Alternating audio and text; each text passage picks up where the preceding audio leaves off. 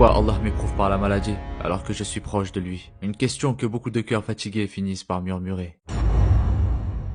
Tu fais tes prières, tu t'éloignes du haram, tu te rappelles d'Allah, tu t'efforces d'être droit, et pourtant, la maladie ne te quitte pas. Les douleurs reviennent, les traitements échouent, les médecins doutent, et ton cœur commence à s'interroger.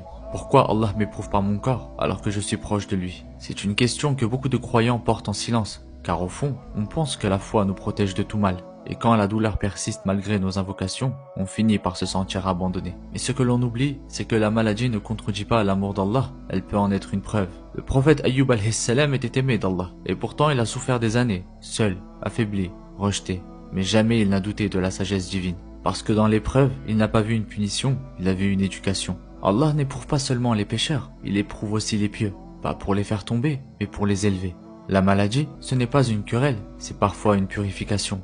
Parfois un rappel, et parfois une invitation. Il y a dans chaque douleur un secret que seul Allah connaît, un péché effacé sans que tu le vois, un poids soulevé sans que tu comprennes pourquoi. Chaque fièvre, chaque tremblement, chaque nuit blanche, c'est ton âme qui se déleste de ce qu'elle ne doit pas emporter. Et parfois, c'est dans l'effondrement du corps que naît la lumière du cœur. Tu crois être immobile mais ton âme avance, tu crois être inutile mais ta patience est immense. Tu crois que ton silence est sans réponse, mais chaque soupir a une résonance. Le prophète sallallahu alayhi wa sallam a dit: aucun mal n'atteint le croyant sans qu'Allah n'efface par cela ses fautes. Et parfois, il ne t'efface pas une faute, il t'ouvre une porte. Souvent, c'est dans l'épreuve que l'on découvre un autre lien avec lui, un lien plus vrai, plus fort.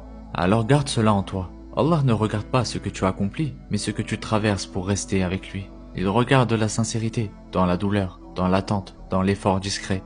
Et si tu souffres aujourd'hui, ne pense pas que tu es loin de lui. Peut-être qu'à cet instant, où tu résistes malgré tout, tu es plus proche de lui que tu ne l'as jamais été.